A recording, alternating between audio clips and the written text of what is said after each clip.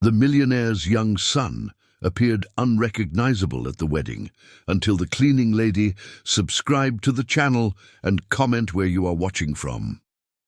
The December sun shone brightly over Willow Creek Estate, a restored colonial property sprawling across thousands of acres in the heart of Texas. The whitewashed walls contrasted with the hardwood beams supporting the colonial tile roof. Purple and yellow bougainvilleas adorned the main entrance, while imperial palms formed a majestic avenue leading to the main house. On that Saturday, the estate buzzed with preparations for the most anticipated wedding in the region. Dozens of staff rushed back and forth, organizing arrangements of lilies and white roses, arriving in refrigerated trucks straight from Austin. In the main hall, imported crystal chandeliers reflected the golden light streaming through the large colonial windows, creating an atmosphere of refined elegance. Mary Smith, 52 years old, observed all this activity with an unexplainable tightness in her chest. Her grey hair was pulled back into a simple bun, and she wore the navy blue uniform she had donned for over 14 years, working for the Collins family. Her calloused hands, marked by years of domestic work, trembled slightly as she arranged the crystal glasses on the dessert table. "Mary, are you okay?" asked Jessica, the cook, noticing her colleague's worried expression. "You look like you've seen a ghost." Mary sighed deeply, her brown eyes reflecting an anguish she had been carrying for months. "It's the boy, Jessica. Gabriel is getting weaker and quieter every day. That's not normal for a 5-year-old, she replied, lowering her voice. And today, with all this celebration, I have a bad feeling." Jessica, a robust 60-year-old woman who had known the family for 2 decades, shook her head in understanding. She had also noticed the changes in little Gabriel Smith's behavior since Victoria Collins had become the child's guardian.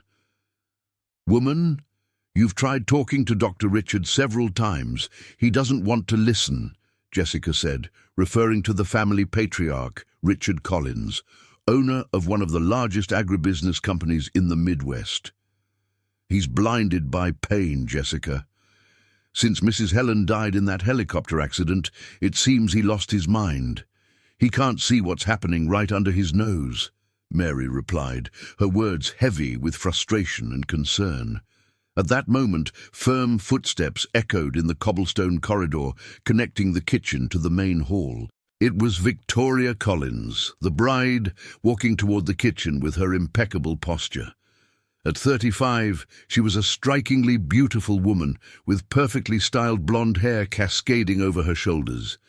Her blue eyes conveyed a calculating coldness that contrasted with the rehearsed smile she constantly wore.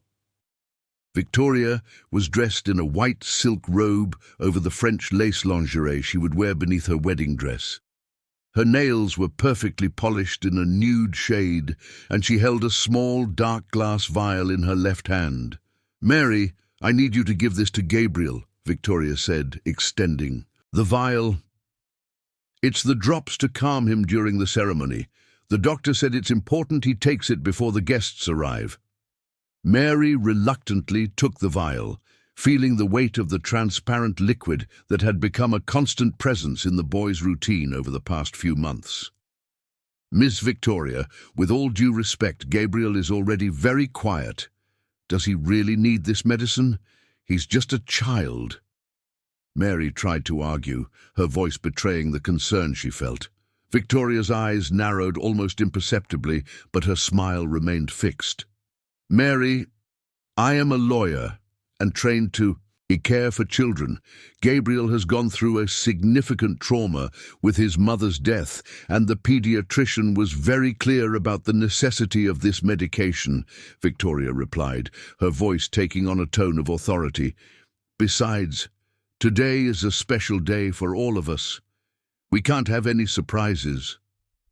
Mary lowered her eyes, feeling the weight of the social difference that always made her feel small in front of people like Victoria. But something inside her chest, A maternal intuition forged by years of raising her own children and caring for Gabriel since he was a baby, screamed that this was wrong. "Yes, Miss Victoria," she murmured, tucking the vial into her apron pocket. Victoria smiled in satisfaction and left, her silk heels clicking rhythmically on the stone floor. As soon as she disappeared from view, Mary exchanged a meaningful glance with Jessica. "That woman gives me the creeps," Jessica whispered. "Since she arrived here, she's only brought misfortune. First, Mrs. Helen dies in that strange accident, and now the boy is slowly withering away." "Jessica, don't say that," Mary warned, though she shared the same suspicions. "But I confess I have my doubts about this doctor she talks about. I've asked around town and no one knows a pediatrician by the name she mentions." At that moment, the first guests began to arrive. Through the kitchen windows, they could see luxury cars parking on the cobblestone driveway, BMWs, Mercedes-Benz, and Land Rovers gleaming under the Texas sun. Men in Italian suits and women in designer dresses descended from the vehicles, their jewelry sparkling like little suns. Mary sighed and headed to the rooms to fetch Gabriel.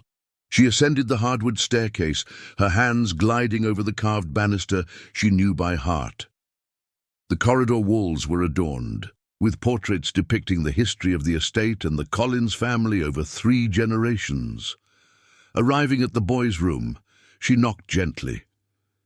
Gabriel was sitting on the bed, wearing a navy blue suit that seemed too big for his slender frame.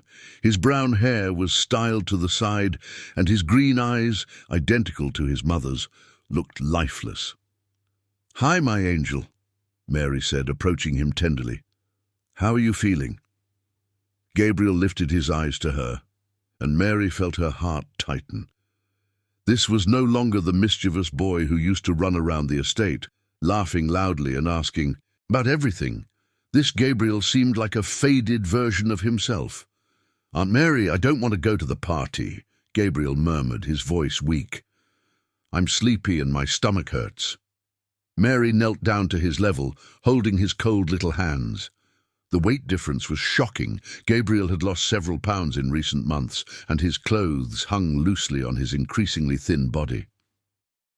"My love, it's your dad's wedding. He'll be sad if you don't go," she tried to convince him, though her own voice betrayed her concern. "But Aunt Victoria said I have to take the medicine again," Gabriel said, grimacing. "I don't like it, Aunt Mary. It makes me dizzy and want to sleep all the time." Mary felt a wave of anger wash over her. There was the confirmation of her suspicions, that medication was being used to keep Gabriel sedated, away from the watchful eyes that might notice his deteriorating condition. "Gabriel, my angel, promise Aunt Mary one thing," she said, looking firmly into the boy's eyes. "If you feel really bad, you come to me, okay? No matter where I am, you call me." Gabriel nodded, and Mary hugged him tightly, feeling the bony protrusions in his back. In that moment, she made a decision that would change everyone's fate. She would no longer give Gabriel those drops, and more than that, she would expose the truth, even if it cost her job and reputation. As she hugged the boy, Mary looked out the window and saw the guests gathering in the garden for the ceremony. Among them, she recognized state representatives, influential businessmen, judges and prosecutors, people whose power and influence could make all the difference if she could get them to see the truth. The sound of the organ began to echo through the main hall, signaling that the ceremony was about to begin. Mary helped Gabriel to his feet, and together they descended the stairs toward a confrontation that would mark their lives forever.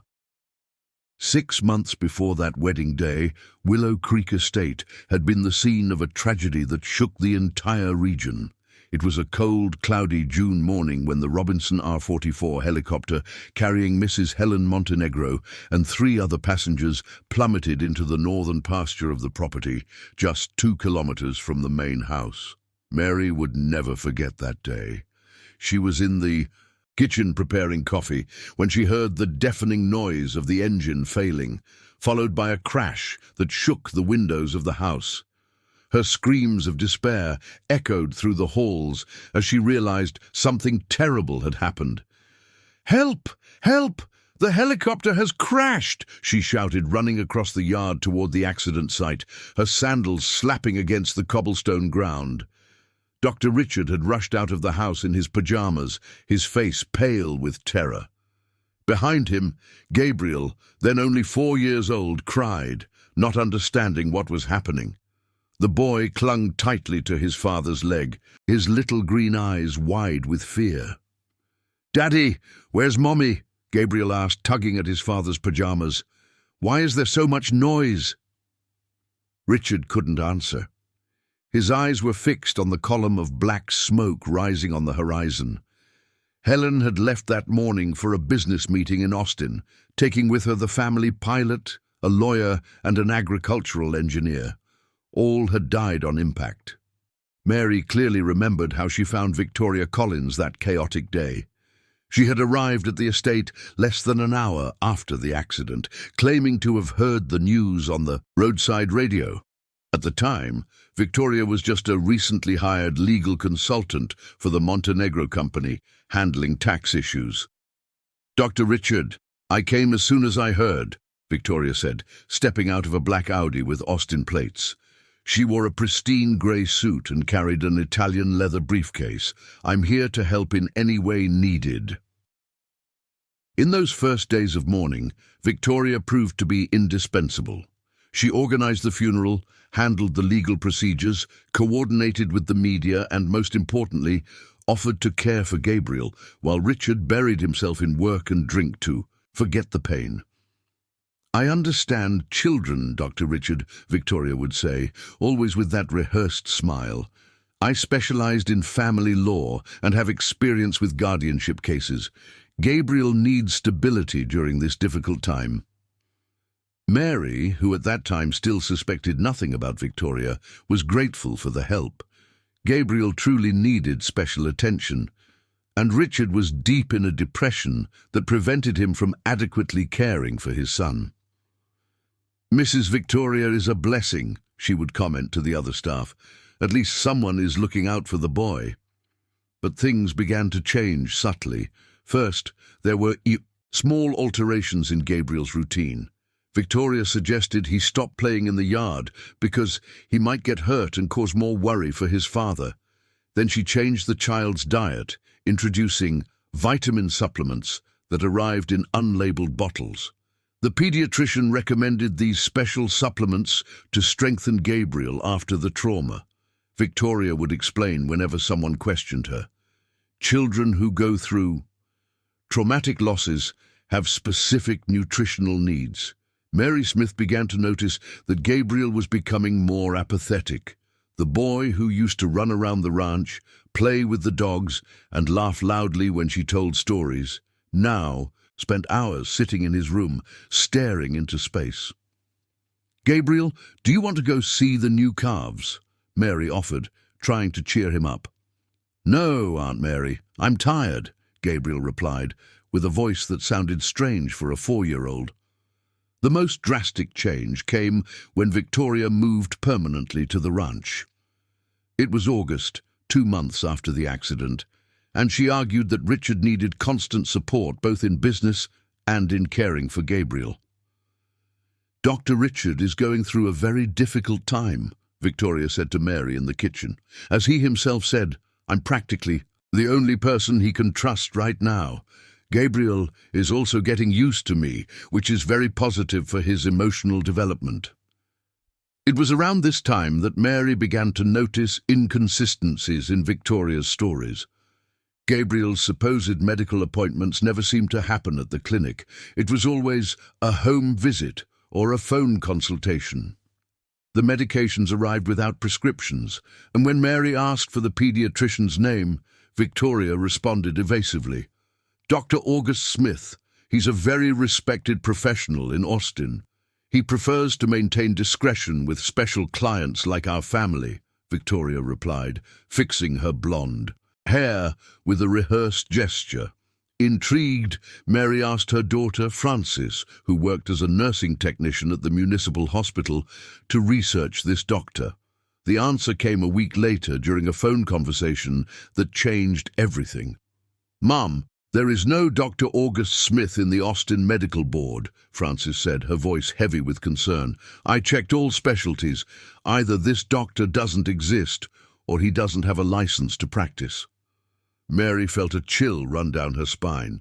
That night she lay in her small maid's house, thinking about all the changes she had witnessed. Gabriel was becoming thinner, more apathetic, more dependent. Richard, in turn, seemed increasingly reliant on Victoria, who had practically taken total control of the family's finances and decisions. The next morning, she decided to investigate on her own. Taking advantage of the fact that Victoria had gone to Austin to resolve urgent legal matters, Mary went up to Richard's office. She had never gone through her employer's papers, but something inside her screamed that she needed to uncover the truth. The office was a masculine and imposing environment, with mahogany shelves filled with books on agribusiness, trophies from livestock exhibitions, and photographs of the Smith family over 3 generations. Richard's desk was covered with documents he could no longer organize due to his depressive state. It was there that Mary found the first alarming signs. Among the scattered papers were contracts signed by Victoria in Richard's name for the purchase of equipment that never arrived at the ranch. Astronomical amounts, hundreds of thousands of dollars, were transferred to companies Mary had never heard of. But what shocked her most was finding a folder hidden behind a family photo. Inside were newspaper clippings about the deaths of other agribusiness owners, all recent widowers who had married younger women. In all cases, the children of the families had presented mysterious health problems. "My God," Mary murmured, her hands trembling as she read a newspaper article about a rancher from Montana whose 6-year-old daughter had been hospitalized for severe malnutrition just months after the father's marriage to a financial consultant. At that moment, she heard the sound of Victoria's car arriving in the driveway. With her heart racing, Mary quickly tucked away the documents and went down to the kitchen, pretending to be busy with lunch.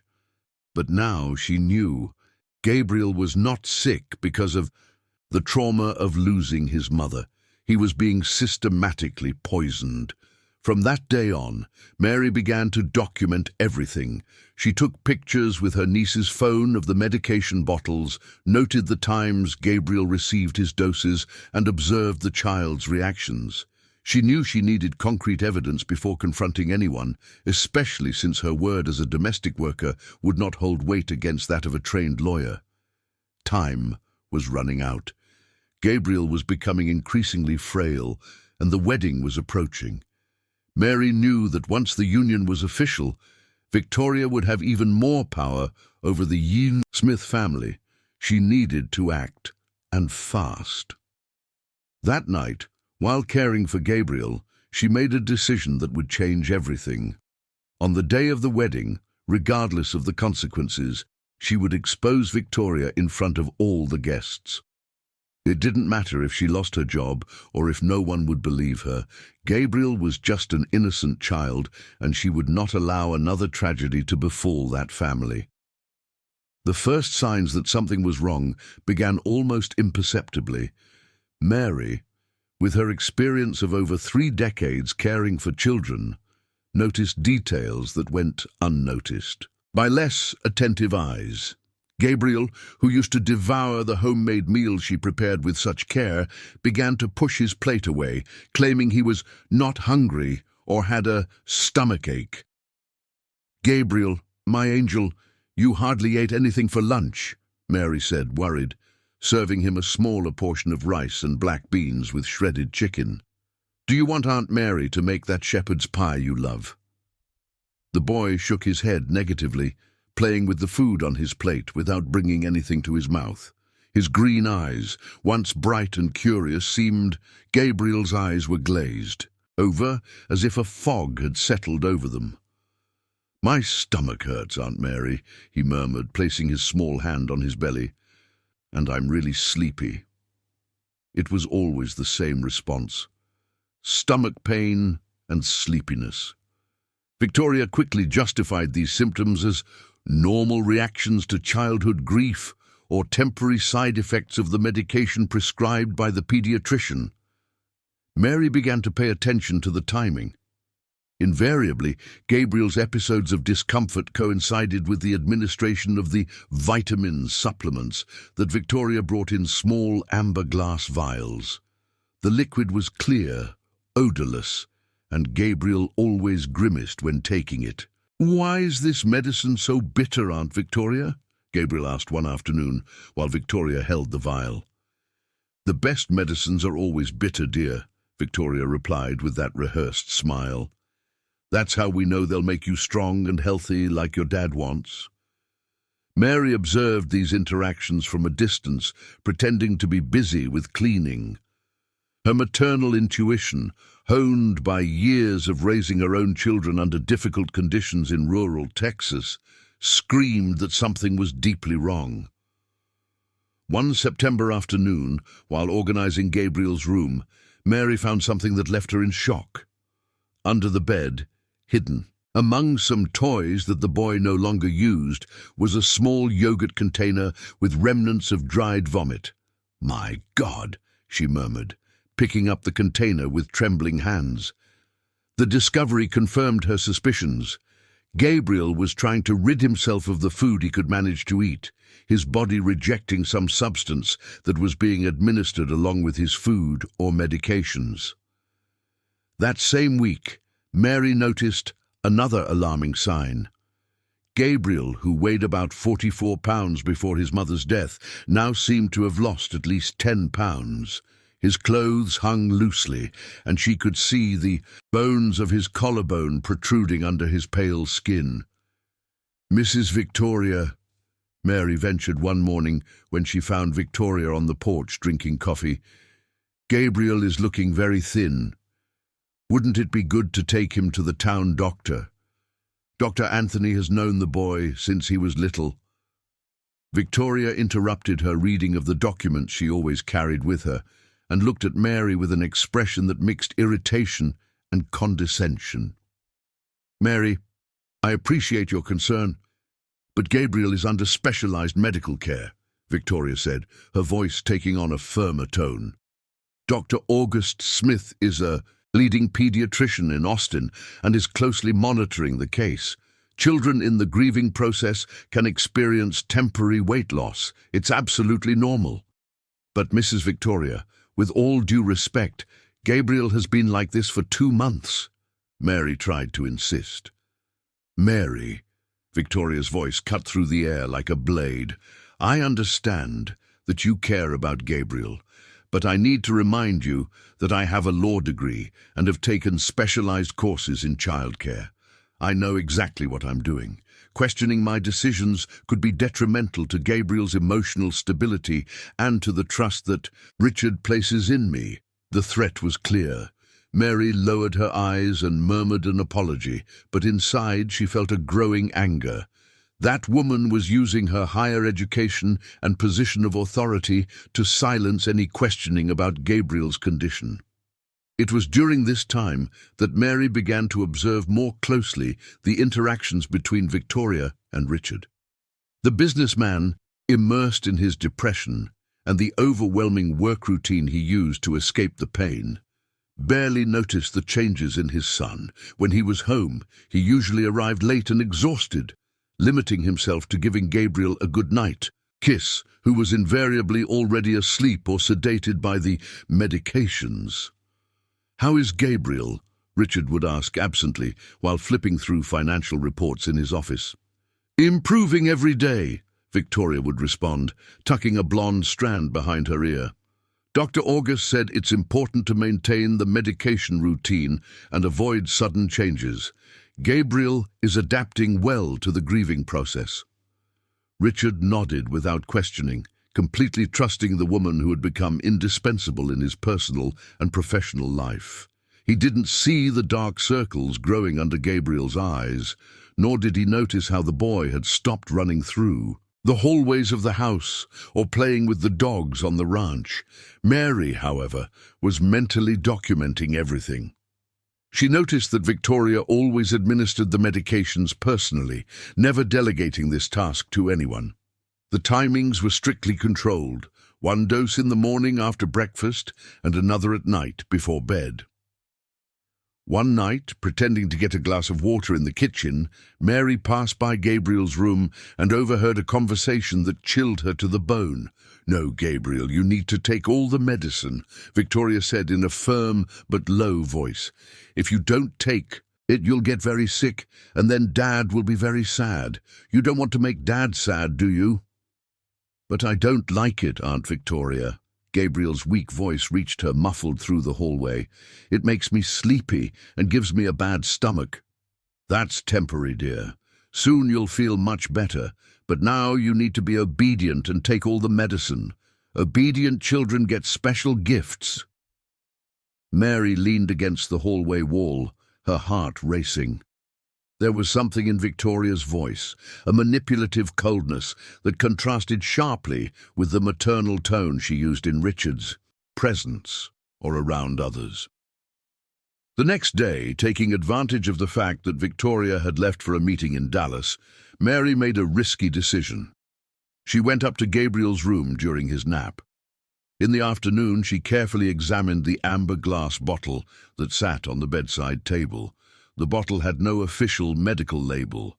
There was no prescription nor any information about dosage or composition. On the manually affixed white label, it simply read, "Gabriel, 2x a day, Dr. A. Smith."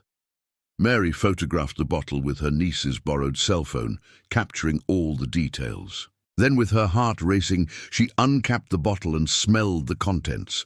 The clear liquid had a faintly sweet odor, almost imperceptible, which did not correspond to any children's medication she knew. At that moment, Gabriel stirred in bed, waking from his deep sleep. His eyes opened slowly, as if it were an immense effort. "Aunt Mary," he murmured, his voice thick. "Hi, my love," Mary said, quickly putting the bottle back in place and moving closer to the bed. "How are you feeling?" Gabriel tried to sit up but seemed too weak. Mary helped him, noticing how his little arms had lost the strength that a 5-year-old should have.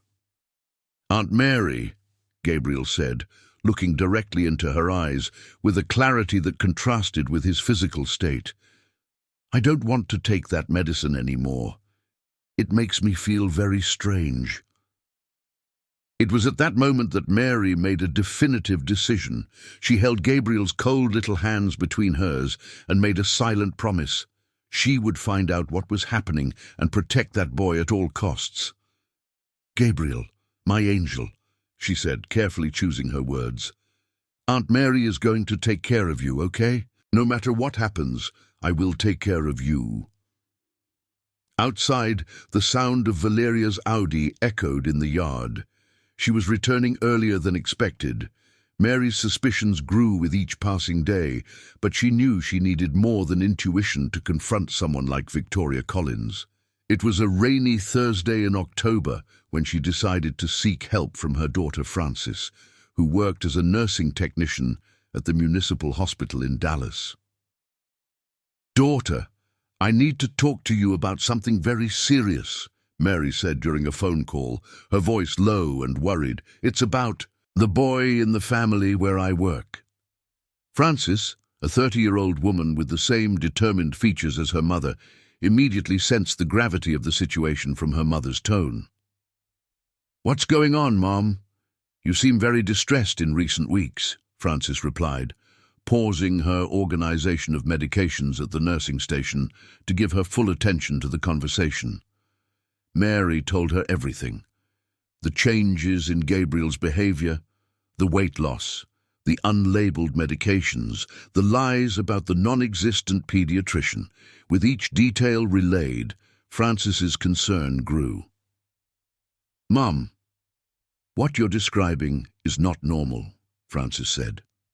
Her nursing, Training triggering all alarms, drastic weight loss in a child, constant sedation, vomiting. This could be gradual poisoning or improper use of controlled medications. "But how am I going to prove this, daughter?" Mary asked, her voice trembling.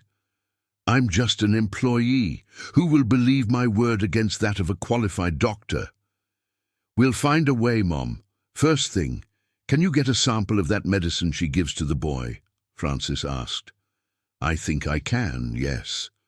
"But what then?" Mary questioned. "I have a contact in the toxicology lab here at the hospital. He can do an informal analysis just to find out what's in that medicine," Francis explained, already formulating a plan.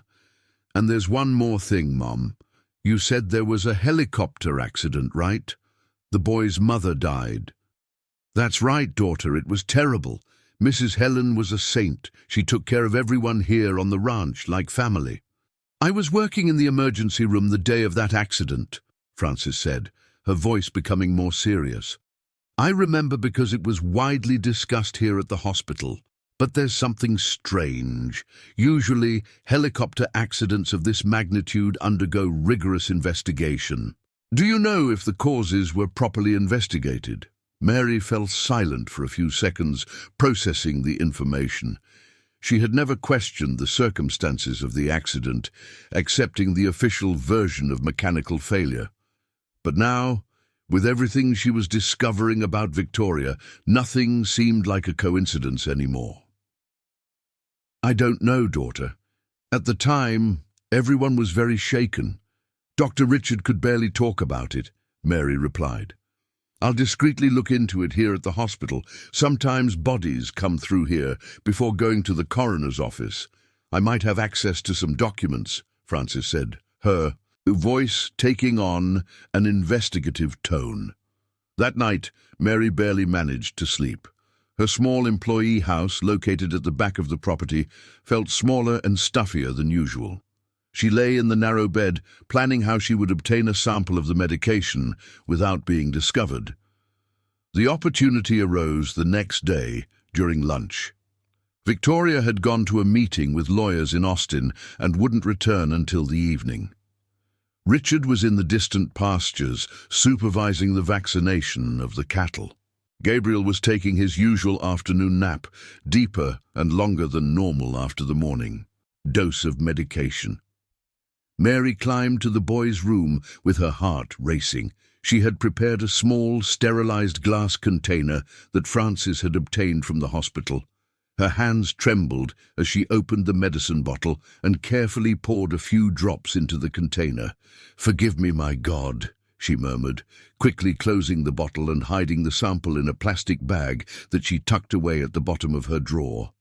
As she rummaged through the dresser, she took the opportunity to examine Gabriel's room more closely. It was then that she made a disturbing discovery. Under the bed, she found 3 more yogurt containers with remnants of dried vomit. Gabriel was desperately trying to get rid of the food, but was afraid to tell anyone. That same day, Mary noticed something she had never observed before. In the bathroom trash can of Victoria, she found an empty package of a medication with a complicated name, diazepam 10 mg. She photographed the package with the borrowed cell phone, not knowing exactly what it meant, but sensing it could be important. That night, when Victoria returned from Austin, Mary carefully watched her during dinner. The woman seemed satisfied, almost euphoric, commenting on important progress in business and promising new investments she had discussed with the lawyers. "Richard, dear," Victoria said, delicately cutting the filet mignon that Mary had prepared. "The lawyers confirmed that transferring the assets to my name will greatly facilitate business management. It's a matter of tax optimization, you understand." Richard nodded absently, his attention divided between dinner and the financial reports he never put down, even during meals. "You handle these matters better than I do, Victoria," he said, running his hand through his greying hair. "Since you took over the legal and administrative side, I have more time to focus on production." Mary, who was serving dessert, noticed the fleeting smile of satisfaction that passed quickly over Victoria's face. It was a smile that didn't reach her eyes, cold and calculating. Later, when the house was quiet, Mary called Jessica to report her discoveries of the day. "Mom, diazepam is a very strong sedative," Jessica explained, her voice heavy with concern. "It's used to treat anxiety and sleep disorders in adults. It should never be given to a 5-year-old child, much less in the dosages that come in those pills." "But why would she do this to Gabriel?" Mary asked, although deep down she already knew the answer. "To keep him sedated, quiet, without energy to play or draw attention. A drugged child doesn't bother, doesn't ask questions, doesn't interfere with the plans of those who want to control the situation," Jessica explained. "Mom, this is very serious. You have to report it." "But how, daughter? I don't have proof of anything yet. What if I report it and nothing comes of it? I'll lose my job, and on top of that, Gabriel will be completely unprotected," Mary argued. "Then we need to gather more evidence," Jessica said, determined. "I brought the medication sample for my friend at the lab to analyze. I'll ask him to do a complete test. And there's one more thing. I managed to talk to a nurse who was on duty the day of the helicopter accident." Mary held her breath, sensing that more shocking revelations were coming. "She told me there was something strange about the bodies that arrived from the accident. The pilot and the other passengers had injuries consistent with the impact, but the woman, who must be Gabriel's mother, had injuries that didn't match the pattern of the accident," Jessica revealed. "What do you mean, daughter?" "It looked like she had been assaulted before the accident. Bruises on her neck, signs of struggle.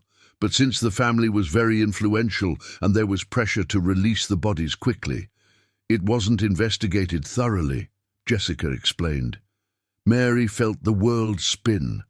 If Jessica was right, Helen Smith hadn't died in a simple accident. She had been murdered, and Victoria could be involved.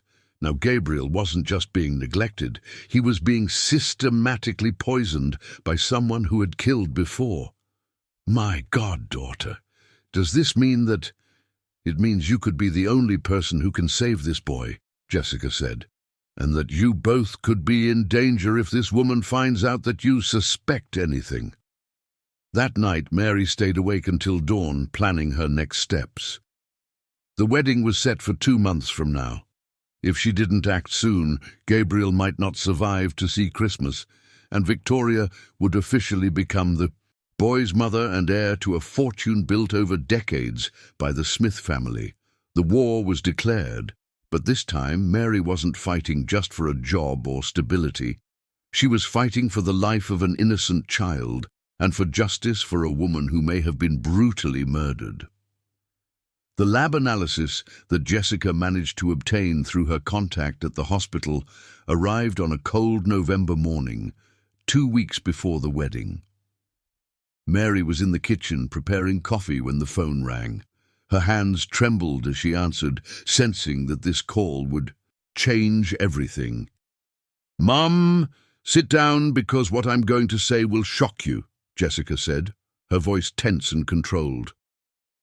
"The lab analyzed the sample of the medication that Gabriel takes." Mary leaned against the kitchen counter, bracing herself for the worst. "Tell me, daughter, what did they find?" "It's not a vitamin or medication for child grief. It's a mixture of 3 different drugs: high-concentration diazepam, a veterinary sedative used on horses, and a substance that interferes with nutrient absorption," Jessica explained, each word laden with indignation. "Mom, this woman is slowly killing the boy." Mary felt her legs go weak. She sat down in a kitchen chair, trying to process the information. A veterinary sedative. The woman was giving animal medicine to a 5-year-old child. "That explains why Gabriel is so thin and without energy," she murmured, tears beginning to run down her face. "She is really poisoning him." "And there's more, Mom," Frances continued. "I got more information about the helicopter accident." I spoke with a technician from the coroner's office who was on duty that day. He told me that the pilot was found with head injuries that were not consistent with the accident. What do you mean, daughter? It looked like someone had hit him on the head before the helicopter crashed. And Gabriel's mother, she had signs of a struggle all over her body. Broken nails, bruises on her hands, as if she had been defending herself from someone, Frances explained, her voice growing more serious. Mom, I think this woman killed the whole family and staged the accident. Mary Smith fell silent for a few minutes, absorbing the weight of that revelation. Victoria was not just a gold digger. She was a cold and calculating murderer who had already killed 4 people and was now slowly killing Gabriel. Daughter, I need to do something. I can't let this continue, Mary Smith said, wiping her tears with the back of her hand. Mom, you have to be very careful. If this woman finds out that you know anything, your life could be in danger too, Frances warned. Here's what we'll do. I'll take this information to a prosecutor I know, but you need to gather more evidence. That afternoon, while Victoria was in Dallas finalizing the last details of the wedding, Mary Smith decided to search Dr. Richard's office once more. She had noticed that Victoria kept some documents in a locked drawer, always secured. With her heart racing, she searched for the key. After discreetly rummaging around, she found it hidden inside a decorative vase on the shelf. Her hands trembled as she opened the forbidden drawer. What she found there made her feel nauseous. There was a folder with documents about other wealthy widowers from different states, Montana, Minnesota, Texas. All had young children, all had recently lost their wives, and all had million-dollar estates. In one of the folders, there were pictures of children who looked sickly, thin, with the same blank expression that Gabriel had. In each photo, there was an age and a weight written as if it were a twisted medical record. My God, Mary Smith whispered, photographing everything with her phone. How many families has this demon already destroyed? But the most shocking discovery was at the bottom of the drawer. A large bottle of the same veterinary sedative found in Gabriel's medication, accompanied by a syringe and handwritten instructions on dosages. The notes were meticulous, calculating the child's weight versus the amount of drug needed to maintain sedation without causing immediate death. Mary Smith photographed everything, her hands shaking so much that she had to retake some pictures to make them clear. She was so focused on the task that she didn't hear the sound of the Audi arriving in the driveway earlier than expected. "What are you doing in my office?" Victoria's cold voice echoed through the door, making Mary Smith freeze in terror. She turned slowly, hiding her phone behind her back. Victoria was standing in the doorway, her blue eyes shining with a chill that Mary Smith had never seen before. There was no more pretense or rehearsed smiles. It was the face of a predator that had captured its prey. "Mrs. Victoria, I was looking for some papers that Dr. Richard requested," Mary Smith stammered, trying to sound natural. Victoria approached slowly, like a feline stalking its prey. Her heels clicked on the wooden floor with a threatening sound. "What papers, Mary?" Victoria asked, stopping just a few inches away. "And why is the drawer of my desk open?" Mary Smith could smell Victoria's expensive perfume mixed with something that smelled like danger. Her instincts screamed to run, but she needed to stay calm to protect Gabriel. "I'm sorry, Mrs. Victoria. Dr. Richard asked me to look for some supplier contracts, but I didn't find anything. I was just leaving," Mary Smith said, trying to make her way to the door. Victoria blocked her path, elegantly crossing her arms in a designer blazer. "Mary, how many years have you been here again? 14 years, right?" Victoria asked, her voice taking on a dangerously soft tone. It would be a shame to lose such a dedicated employee over a misunderstanding. "Yes, ma'am. 14 years. And I intend to stay many more, God willing," Mary Smith replied, trying not to show the fear she felt. "Of course, you will stay," Victoria said, smiling coldly. "As long as you continue to be a loyal and discreet employee. Discreet people live longer, don't you think?" The threat was clear. Mary Smith nodded quickly and left the office, feeling Victoria's eyes follow her until she disappeared down the hallway.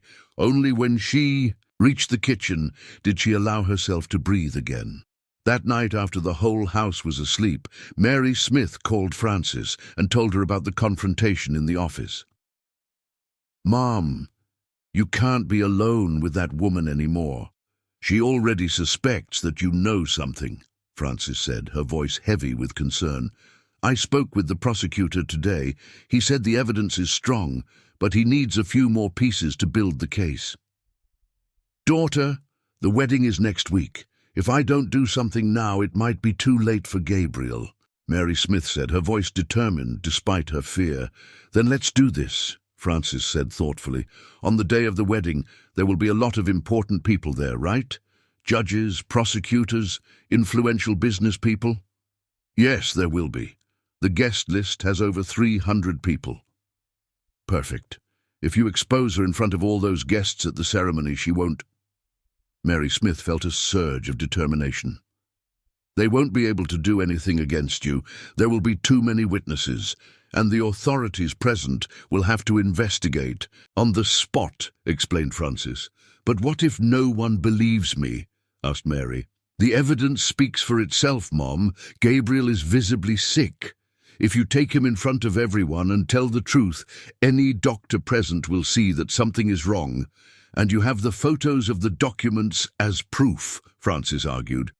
Mary fell silent, contemplating the plan.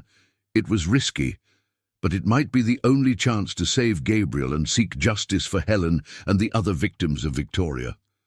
"All right, daughter, I'll do it. On the wedding day, I will expose this woman in front of everyone," said Mary, her voice steady despite her trembling hands. "Mum, I'll be there too. I'm going to disguise myself as a waiter through a catering company I know. You won't be alone," promised Frances. In the following days, Mary observed Victoria with new eyes. She now knew she was dealing with a professional killer, someone capable of murdering 4 people and faking a helicopter accident.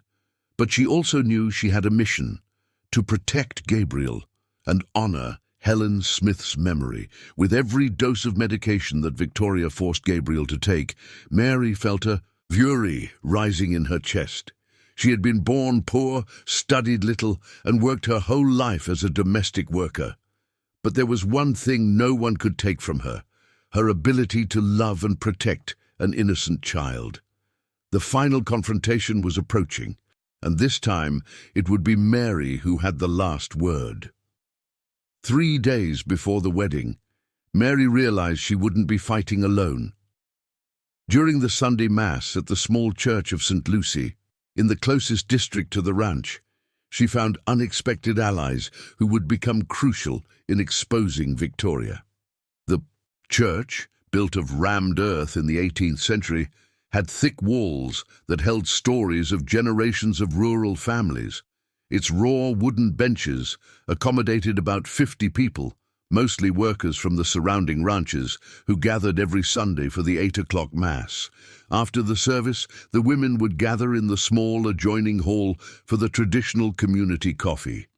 It was there that news from the region circulated, where problems were shared, and where the networks of solidarity that sustained that rural community were formed.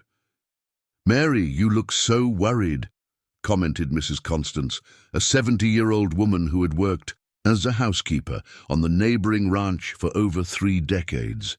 "Is everything all right at Willow Creek?" Mary hesitated for a moment, looking around the hall. There were Rosangela, who took care of the home of retired Judge Dr. Carlos, Benedita, the employee of the local veterinarian's family, and Clusa, who worked at the residence of prosecutor Antonio Marks, all hard-working, observant women who knew the secrets of the grand houses in the area. "Girls," Mary said, lowering her voice, "do you know this Victoria Collins, who is going to marry Dr. Richard?" An uncomfortable murmur ran through the group. Rosangela exchanged a significant glance with Benedita before responding. "Mary, I'm glad you brought this up," said Rosangela, pulling a chair closer. "Dr. Carlos has been investigating this woman on his own, you know. He found it very strange how quickly she took control of Dr. Richard's life." "What do you mean?" asked Mary, feeling her heart race. "Dr. Carlos knew Mrs. Helen very well. They studied law together in their youth," Rosangela explained. "He said Helen was a very cautious woman, very careful. She would never get on a helicopter without checking the maintenance. And this Victoria appeared in Richard's life long before the accident happened." Benedita, who had remained silent, finally spoke up. "Guys, I didn't want to say anything because I wasn't sure, but Dr. August, the veterinarian, told me something very strange," she said, looking around to make sure no one else was listening. "About 2 months ago, this Victoria came to his clinic asking about sedatives for horses. She said she had a very nervous colt on the ranch." Mary felt a chill run down her spine. "But Dr. Richard didn't have any new colt at that time," she murmured. "Exactly," Benedita confirmed. "And Dr. August became suspicious because she asked a lot of questions about dosages and side effects. It seemed like she wanted to know if the medication could be used in other situations." Mrs. Constance, who had been listening in silence, shook her head with a grim expression. "My daughters, you know I've worked for the Oliveira family for over 30 years. Dr. João Oliveira is a retired sheriff, and he told me something you need to know," she said, lowering her voice even further. "This Victoria was investigated in Montana 5 years ago. Her husband, a wealthy rancher, died under suspicious circumstances, and his 8-year-old son was hospitalized several times for unidentified nutritional issues." The silence in the hall became heavy. Mary felt the pieces of the puzzle fitting together in a terrifying way. "What happened with the case?" asked Clouser, who had remained quiet until then. "Nothing came of it," replied Mrs. Constance. "Her husband was very influential, and she knew how to use his contacts to suppress the investigation. The boy died 2 months later, officially from liver failure. She inherited a fortune and disappeared." "My God," sighed Mary. "And now she's doing the same thing to Gabriel." Clouser, who worked for the county prosecutor, leaned in. As the wedding approached, Mary Smith felt a weight lift from her shoulders. For months she had carried the burden of her suspicions and fears alone.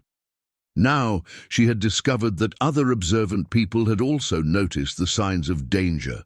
The war against Victoria Collins would not be fought by just a housekeeper with a 5th-grade education.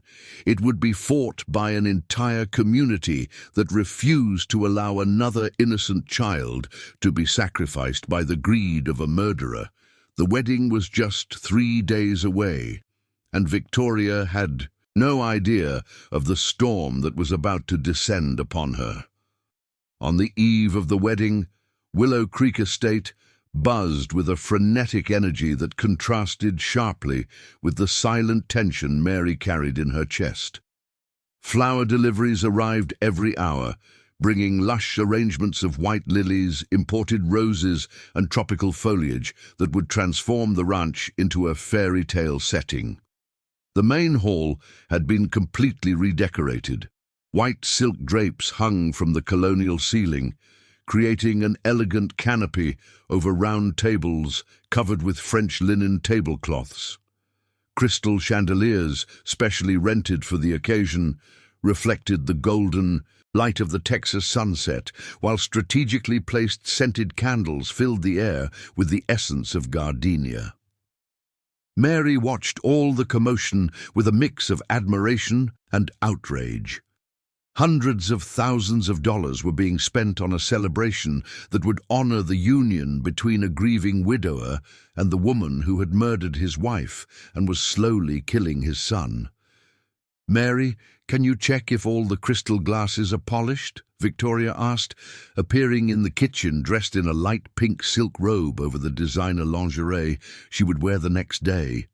Her blonde hair was styled in an elegant updo, and she exuded an air of confidence that made Mary's stomach churn.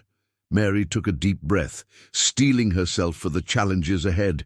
She was not just a housekeeper, she was a protector, and she would do everything in her power to save Gabriel. Mary Smith had her hair in a loose bun, and her nails sported a flawless French manicure. "Yes, Mrs. Victoria," she replied, avoiding direct eye contact with the woman.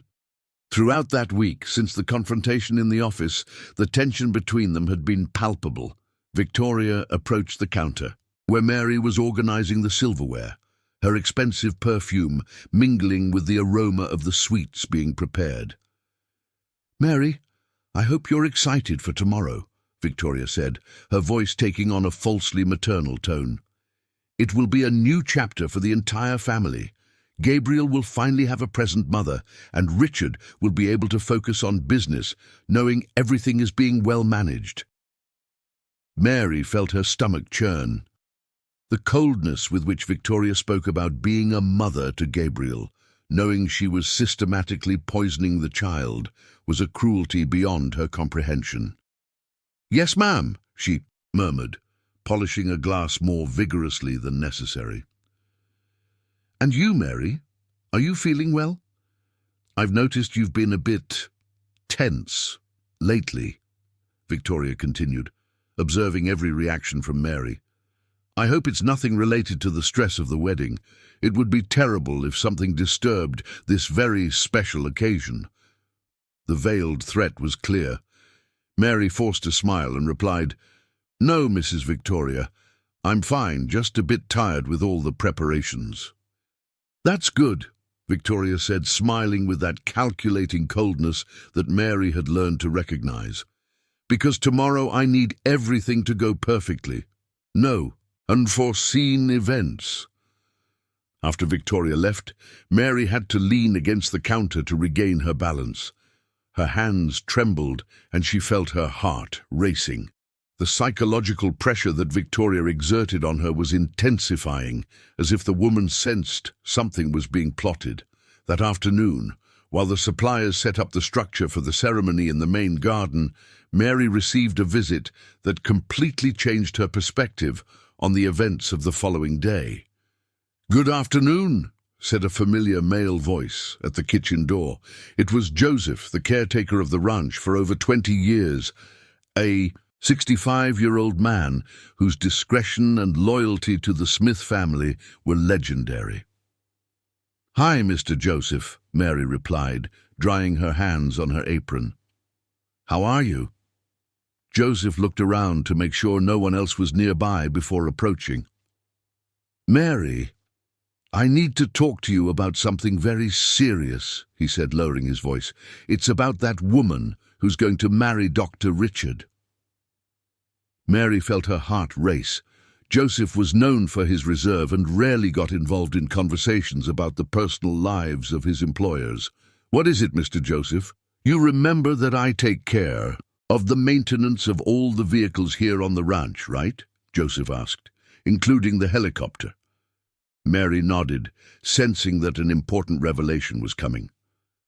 "The day before the accident, I did a complete check of the helicopter, as I always do. Everything was perfect, Mary.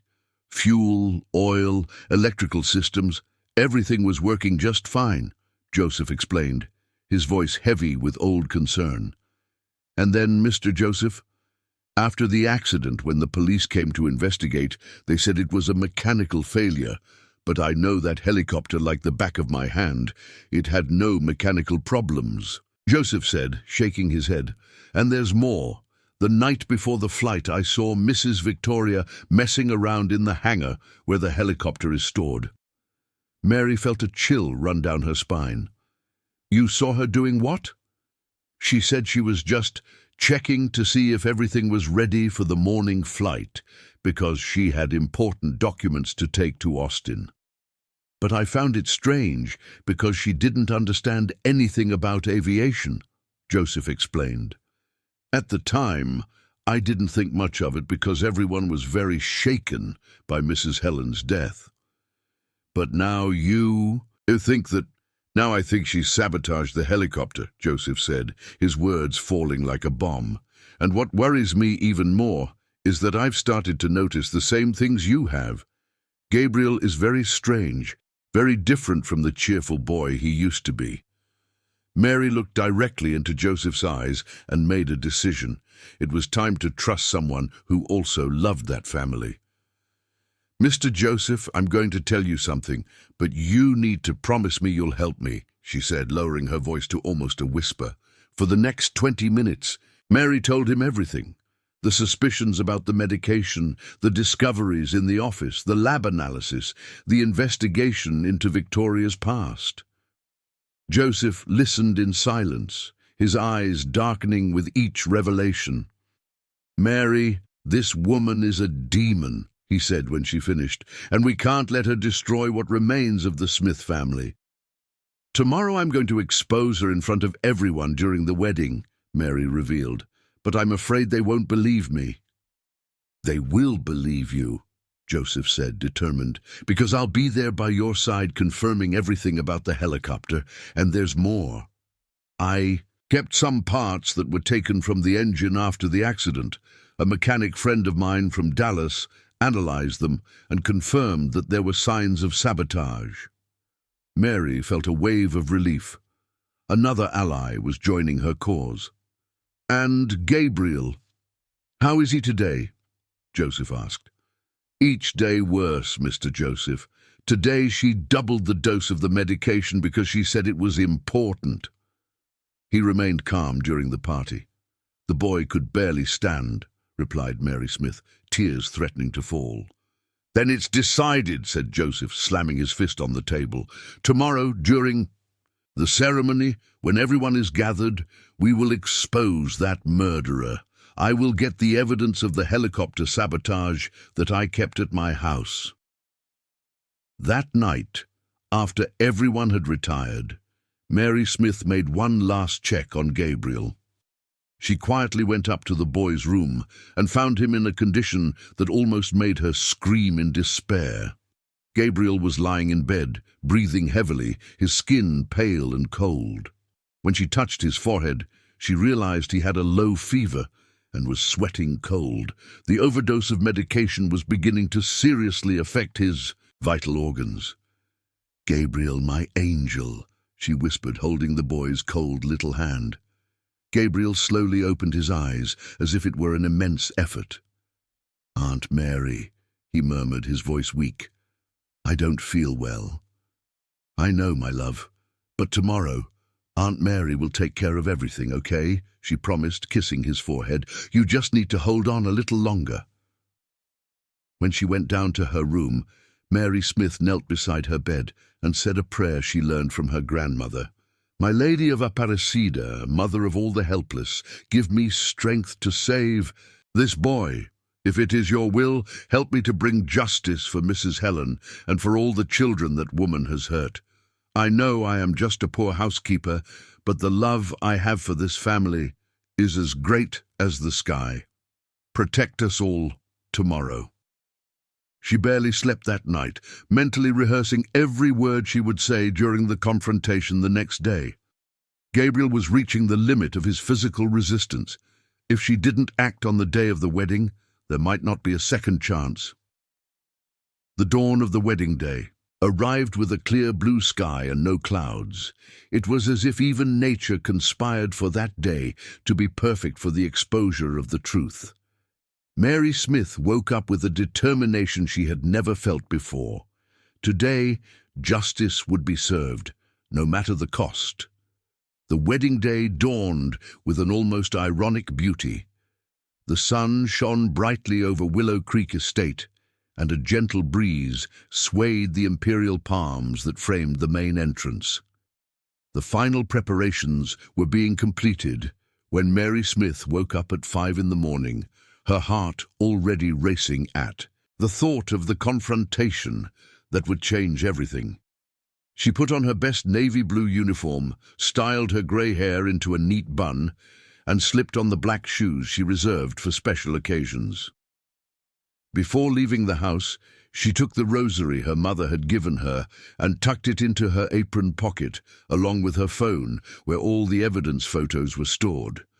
At 6 o'clock, the ranch was already buzzing with the arrival of the final suppliers.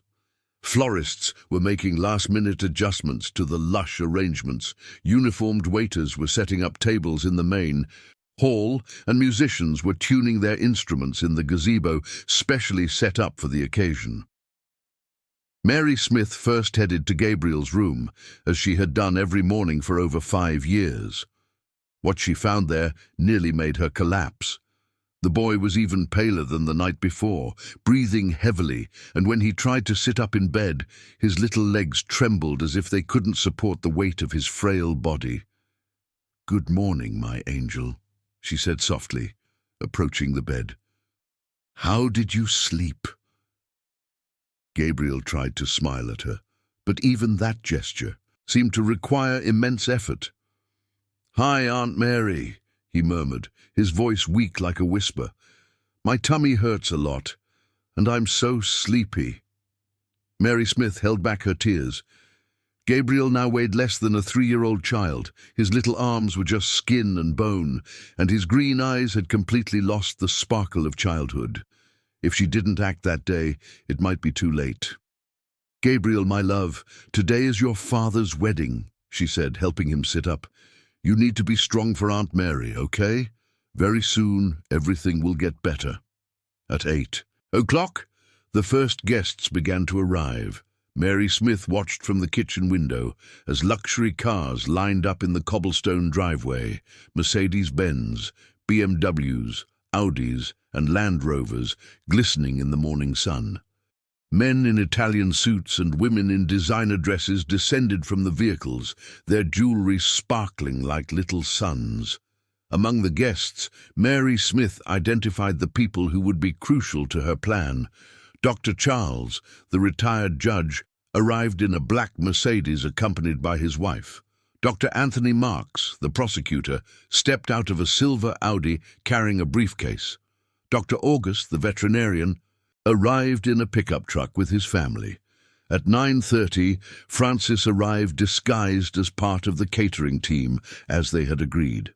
She wore the black and white uniform of the waitstaff and carried a tray of appetizers, blending perfectly among the outsourced workers.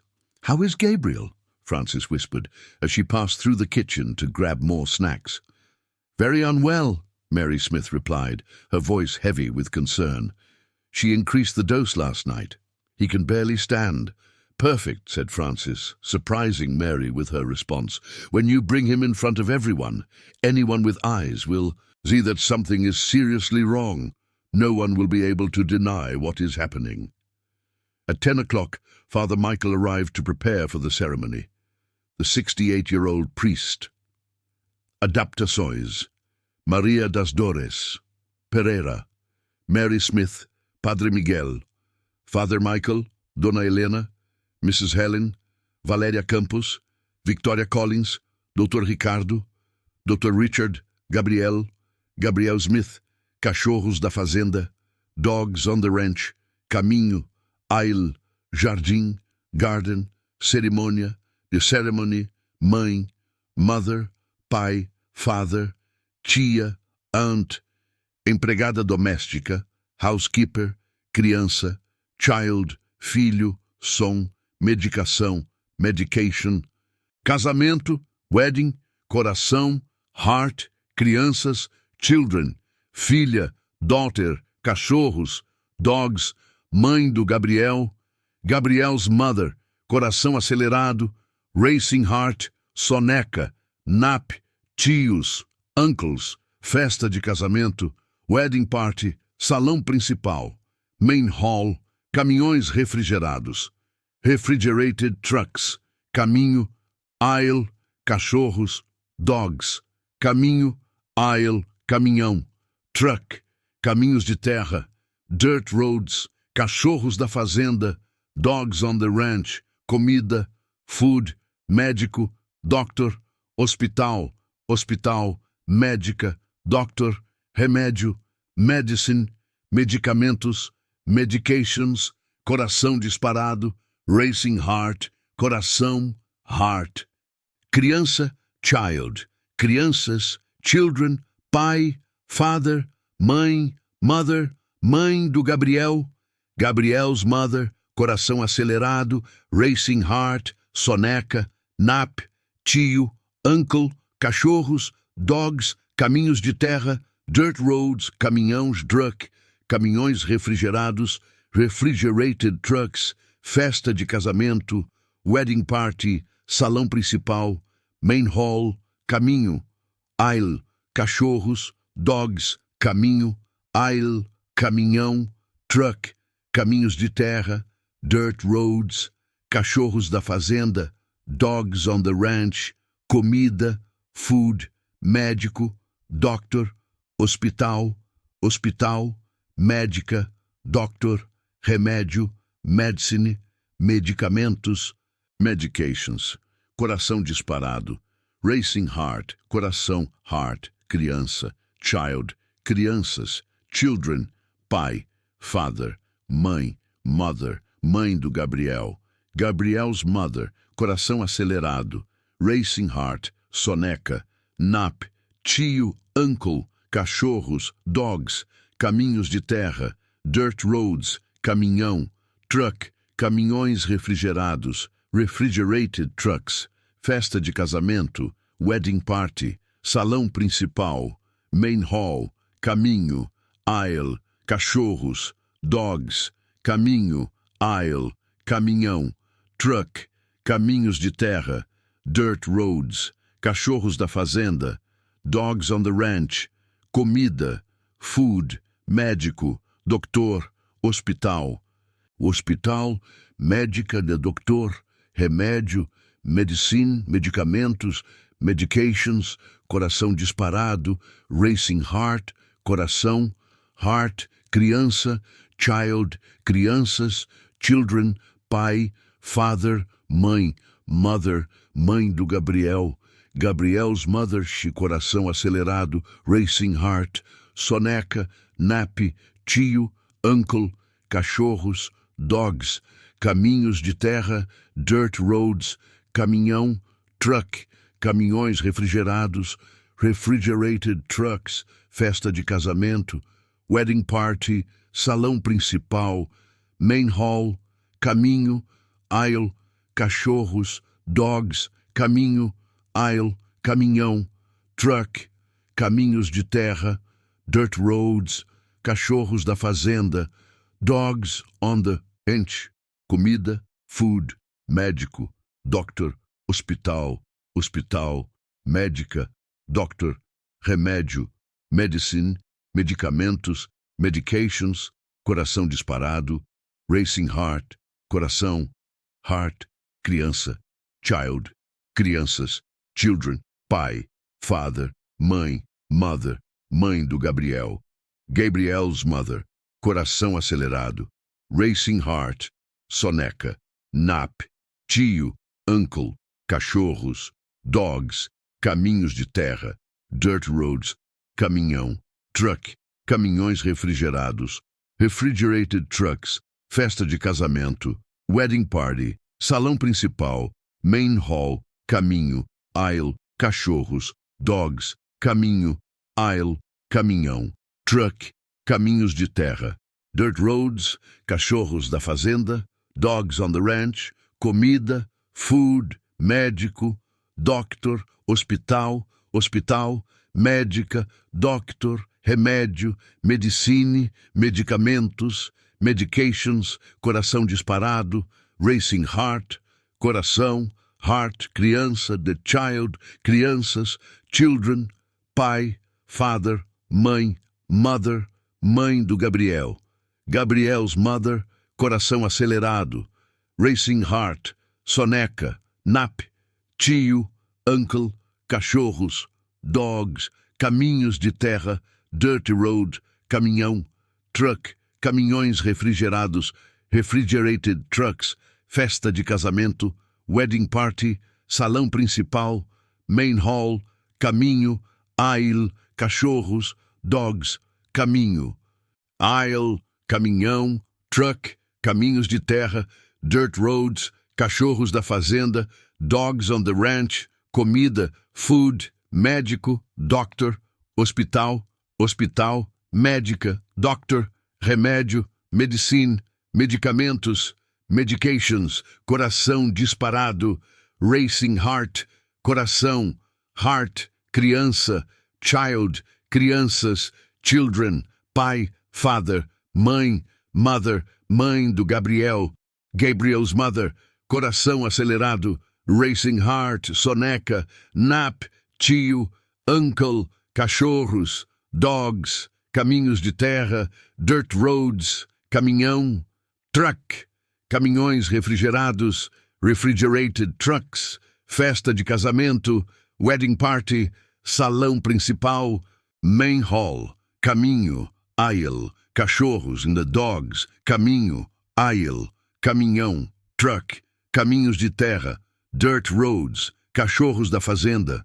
Dogs on the ranch. Comida. Food, médico. Doctor, hospital. Hospital, médica. Doctor, remédio. Medicine, medicamentos. Medications, coração disparado. Racing heart, coração. Heart, criança. Child, crianças. Children, pai. Father, mãe. Mother, mãe do Gabriel. Gabriel's mother, coração acelerado. Racing heart, soneca. Nap, tio. Uncle, cachorros. Dogs, caminhos de terra. Dirt roads, caminhão. Truck, caminhões refrigerados. Refrigerated trucks. Festa de casamento. Wedding party. Salão principal. Main hall, caminho. Aisle, cachorros. Dogs, caminho. Aisle, caminhão. Truck, caminhos de terra. Dirt roads, cachorros da fazenda. Dogs on the ranch, comida. Food, médico. Doctor, hospital. Hospital, médica. Doctor, remédio. Medicine, medicamentos. Medications, coração disparado. Racing heart, coração. Heart, criança. Child, crianças. Children, pai. Father, mãe. Mother, mãe do Gabriel. Gabriel's mother, coração acelerado. Racing heart, soneca. Nap, tio. Uncle, cachorros. Dogs, caminhos de terra. Dirt roads, caminhão. Truck, caminhões refrigerados. Refrigerated trucks, festa de casamento. Wedding party, salão principal. Main hall, caminho. Aisle, cachorros. Dogs, caminho. Aisle, caminhão. Truck, caminhos de terra. Dirt roads, cachorros da fazenda. Dogs on the ranch, comida.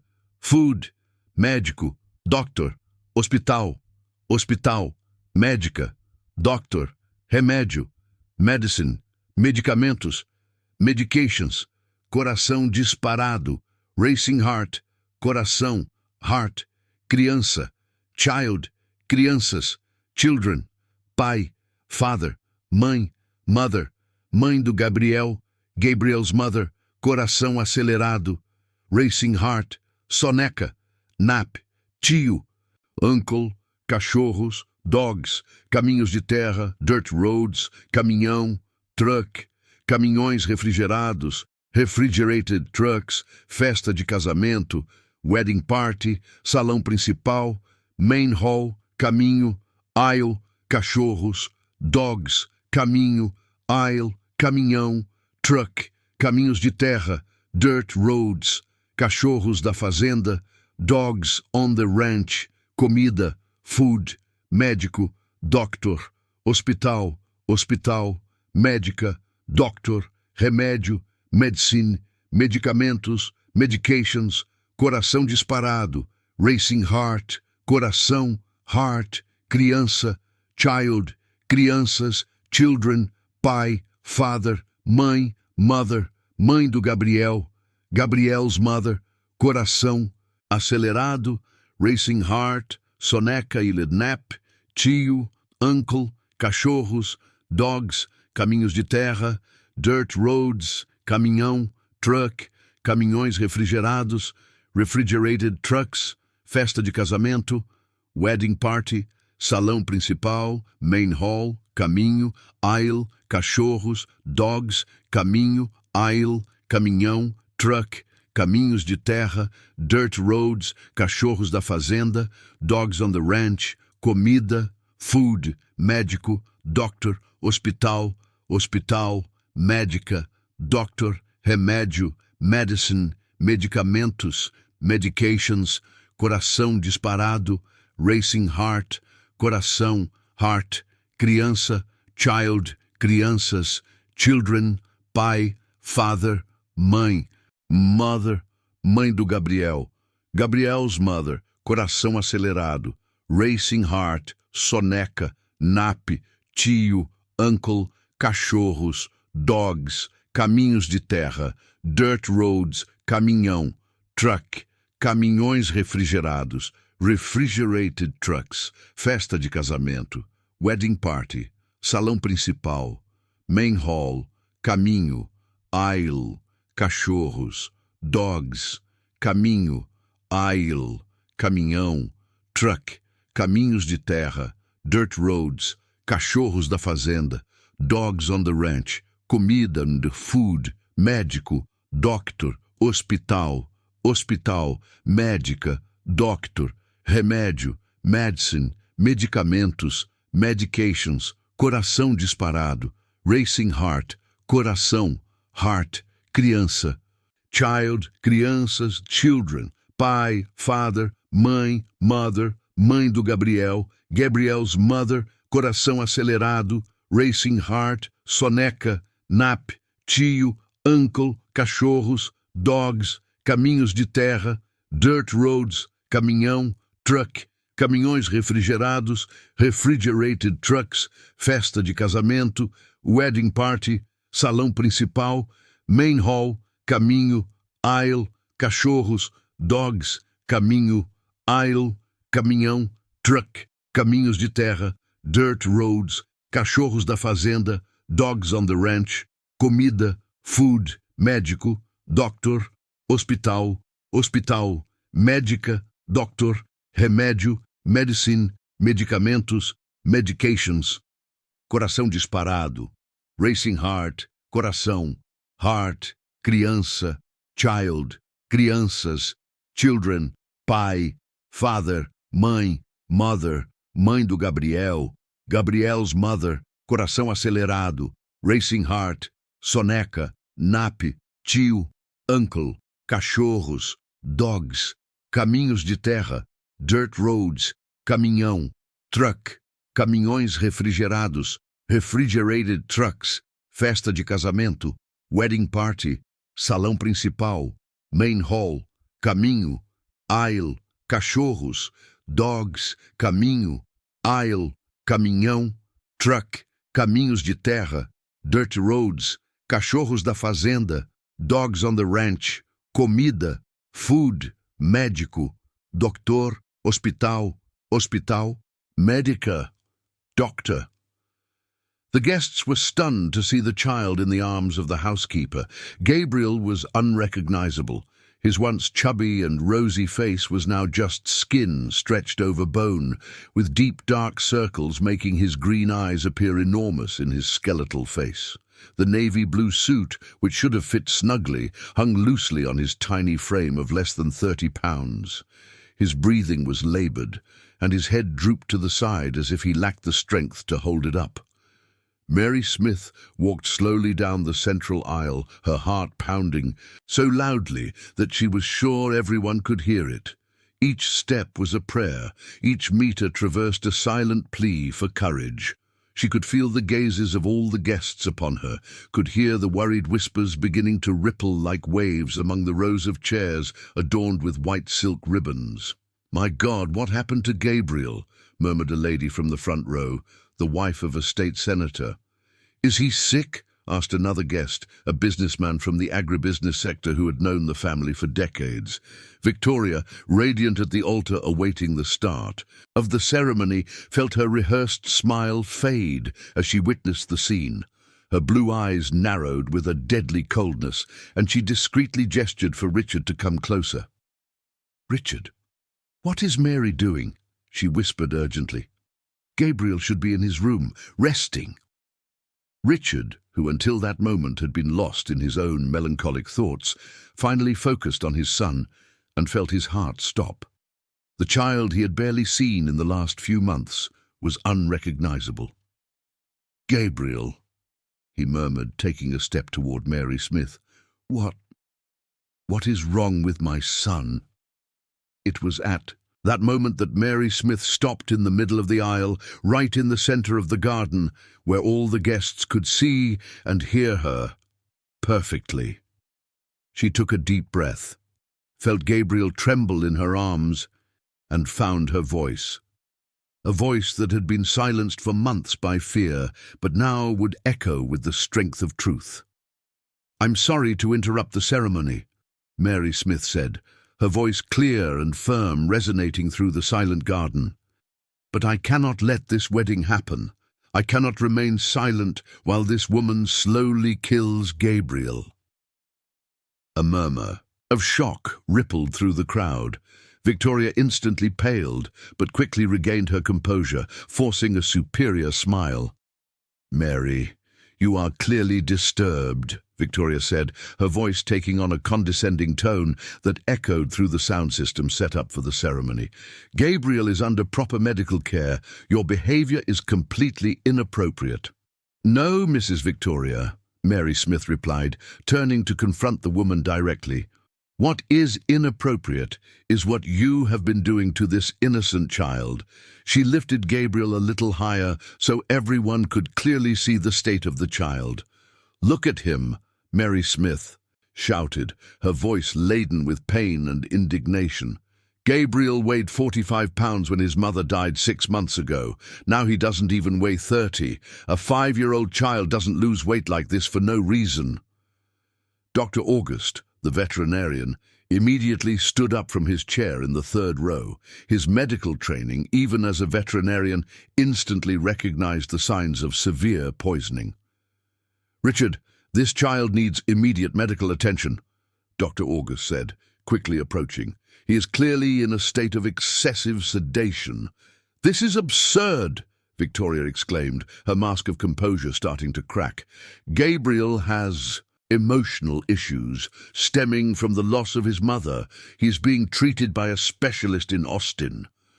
"What specialist?" shouted Mary Smith, pulling her phone from her apron pocket. "Dr. August Smith? That doctor doesn't exist. I researched the medical board." She showed the phone to Dr. August, who took the device and examined the photos Mary Smith had taken of the medications. "My God," Dr. August murmured, his face paling as he analyzed the images.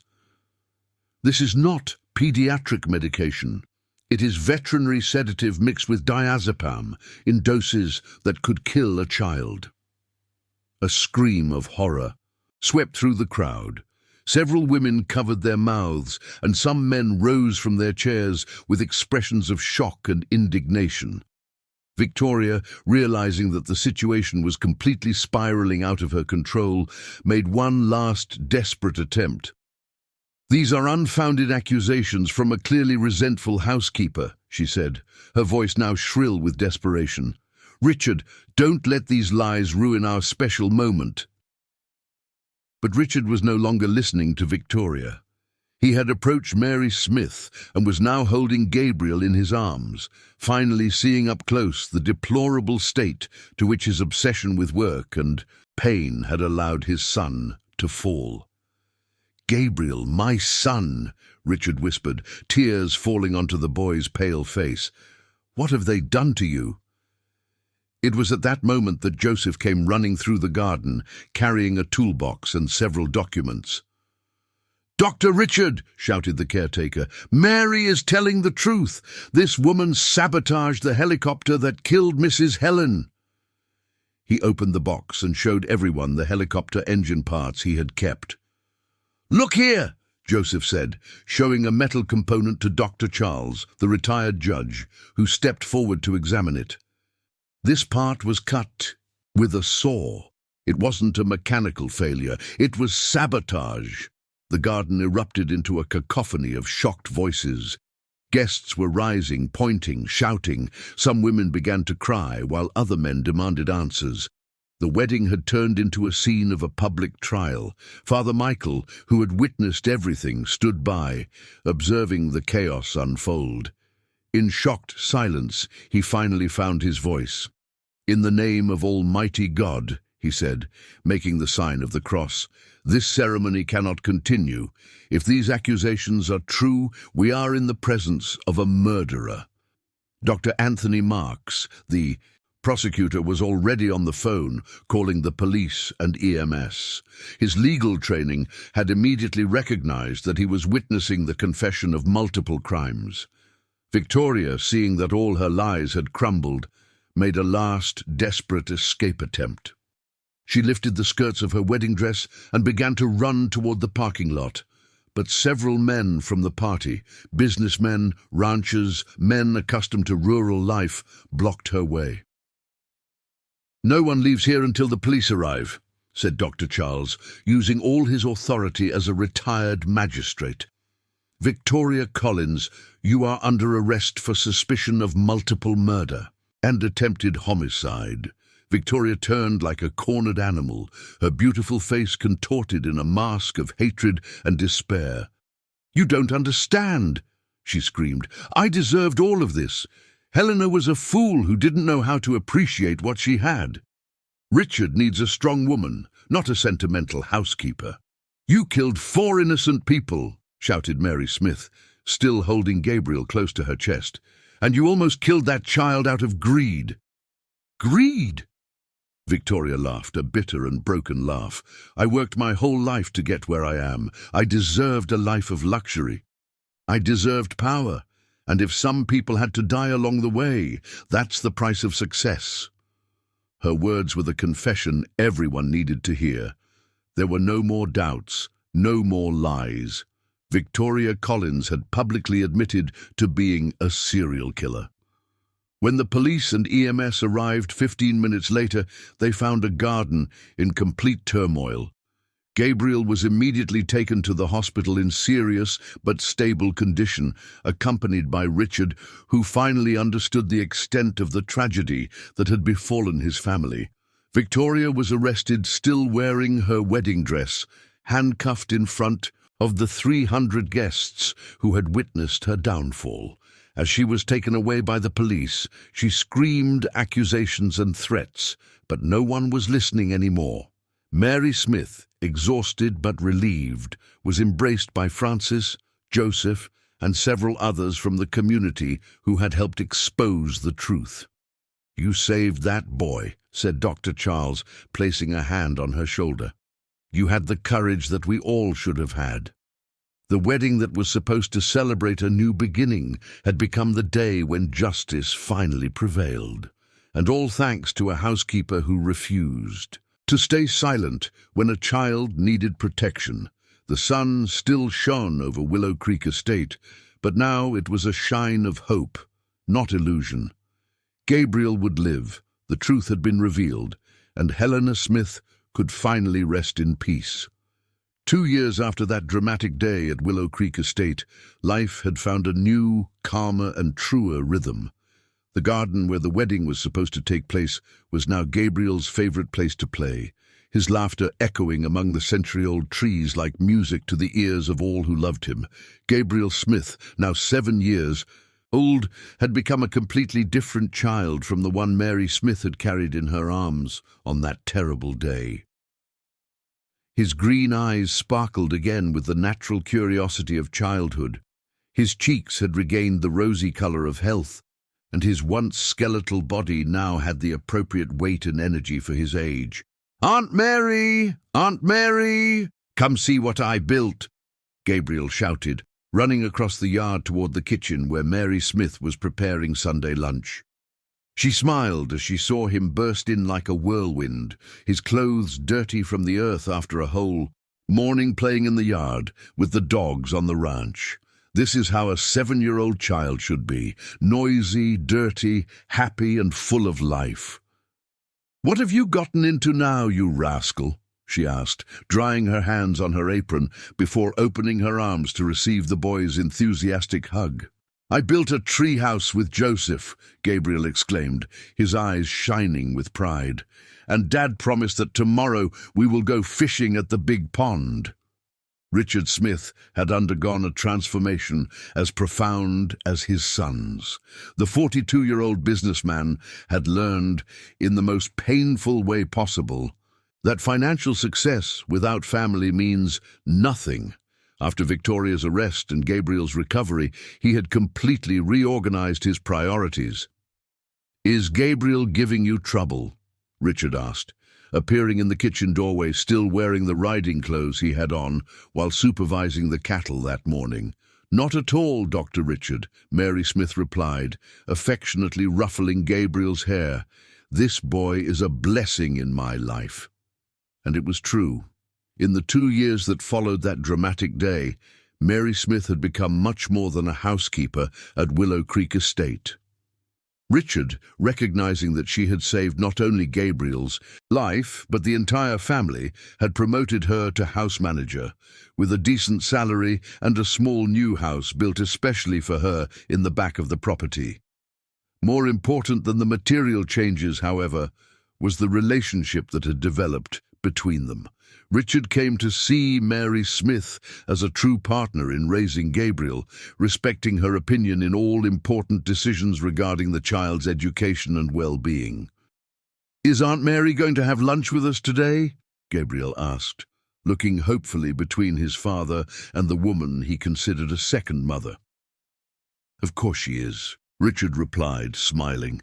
"Sunday is the best day of the week. Family, and Mary is part of our family." This had been one of the most significant changes. Sundays were now sacred at Willow Creek Estate. It didn't matter if urgent business arose. Dr. Richard had learned that time with his son was an investment that couldn't be postponed.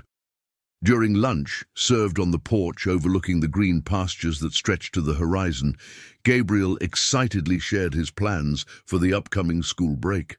"Dad, the teacher said I can do a presentation about the ranch for the whole class," Gabriel said, enthusiastically gesturing with his fork. "Can I invite my friends to visit us?"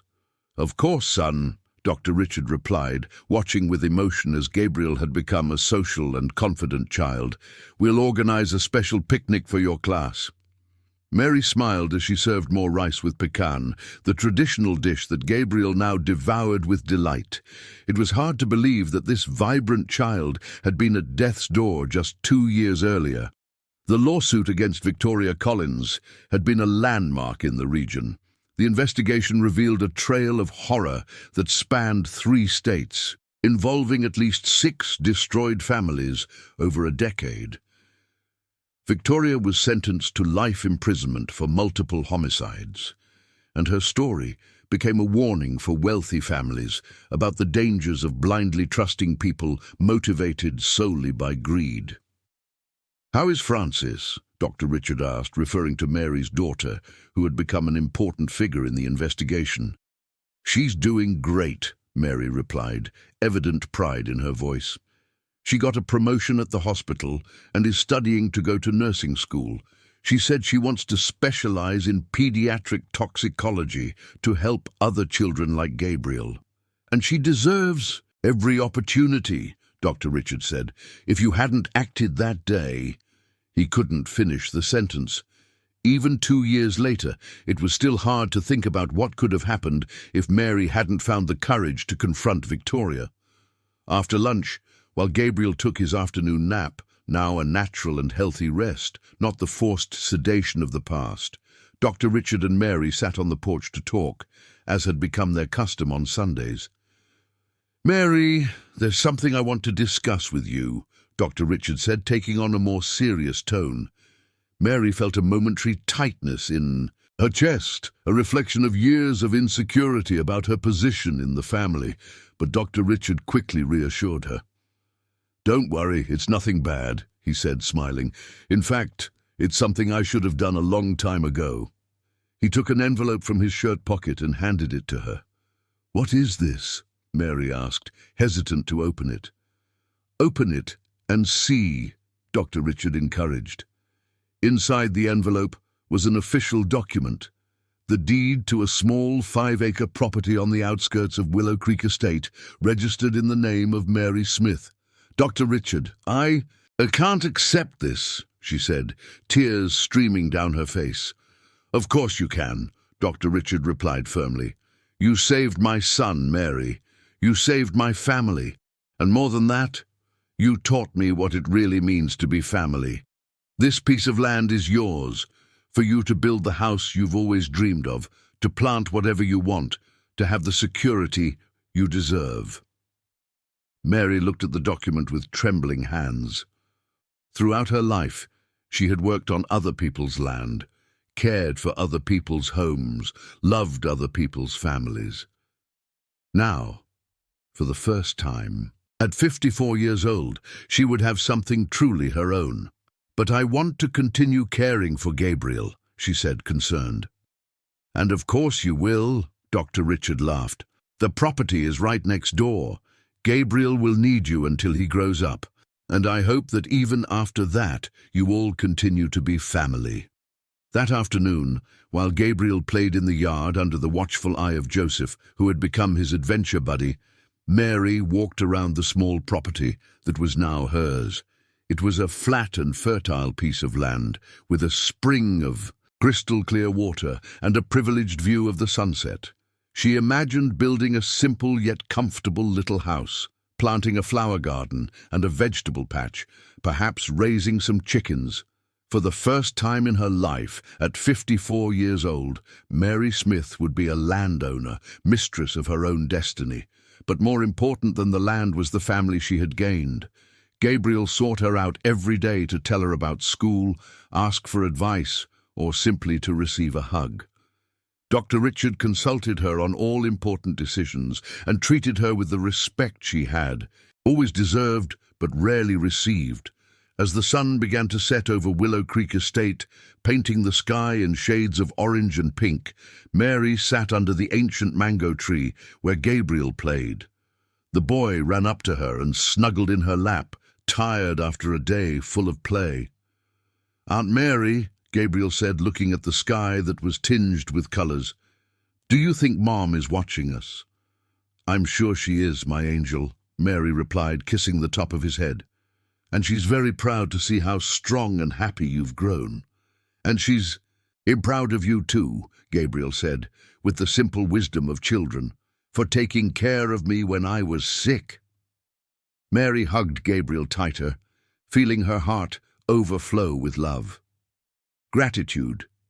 She had been born poor, studied little, and worked hard her whole life. But she had discovered that her greatest wealth was not in diplomas or bank accounts. It was in the ability to love unconditionally and to fight for the protection of the innocent. When Dr. Richard joined them under the oak tree, the three stood in silence, watching the stars that began to appear in the clear sky of Texas. It was a family that had been nearly destroyed by greed and malice, but had found strength in unity, love, and the courage of a simple woman who refused to stay silent when a child needed protection. Gabriel Smith would grow up knowing he was saved not by doctors or lawyers, but by the unconditional love of a housekeeper who loved him as if he were her own son.